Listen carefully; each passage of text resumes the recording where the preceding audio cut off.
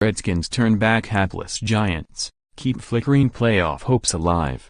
Playing with backups at a half-dozen positions and backups to backups at others, the Washington Redskins looked like a squad that had just met during long stretches of Thursday night's crucial game against the New York Giants. Quarterback Kirk Cousins was sacked 6 times and twice called for delay of game. There were holding calls, an epidemic of drops and a tipped ball that Giants cornerback Janoris Jenkins intercepted and ran back 53 yards for a tying score in the third quarter.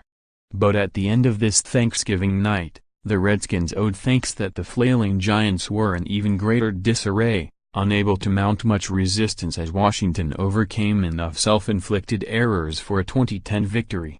Playing behind a patchwork offensive line that lacked 3 starters, Cousins was under duress much of the evening but completed 19 of 31 throws for 242 yards, 2 touchdowns and the 1 interception. Rookie Samaje Perine supplied 100 yards toward the 122-yard rushing output that helped the Redskins outgain the Giants 323 yards to 170. It was a miserable night for quarterback Eli Manning, whose thin receiving core gave him little help.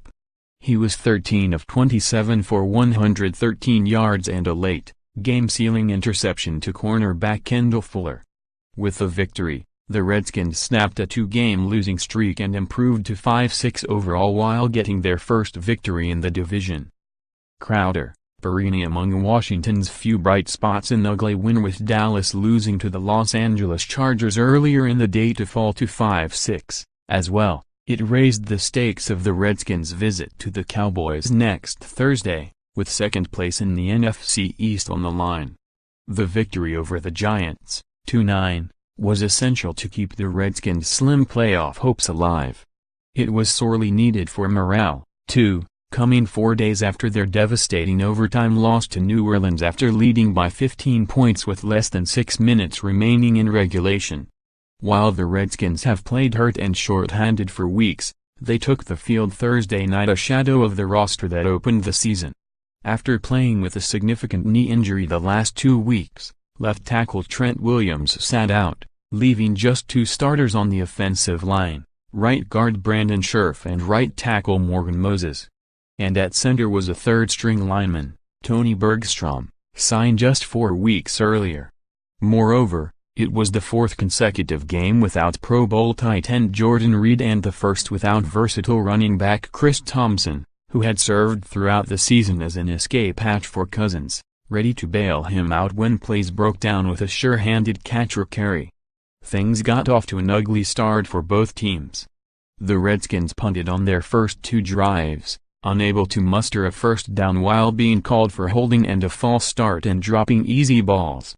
They turned the ball over on downs on a snake-bitten third series.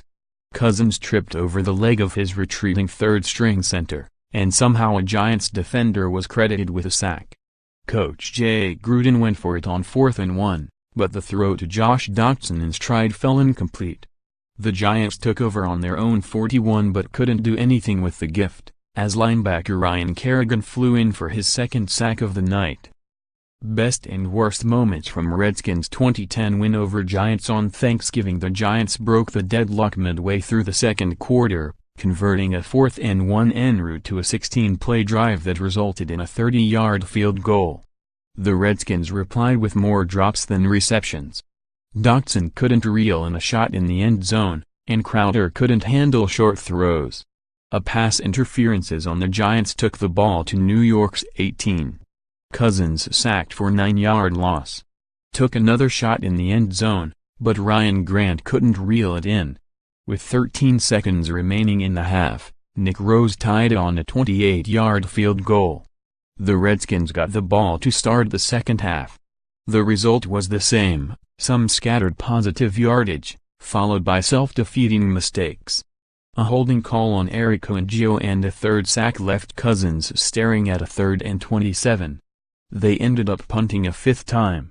After forcing the same from the Giants, the Redskins got their first big play, a 33-yard catch and run by Crowder. that took them to field goal range.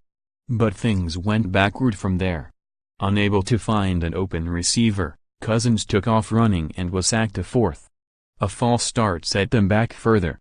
On the run again, Cousins fired a bullet at Crowder in the end zone, for a 15-yard touchdown that put the Redskins up, 10-3. Manning could do nothing in the passing game, and it looked as if the Redskins would go ahead by 2 scores on their drive. But in leaping for a short throw from Cousins, running back Byron Marshall tipped it into the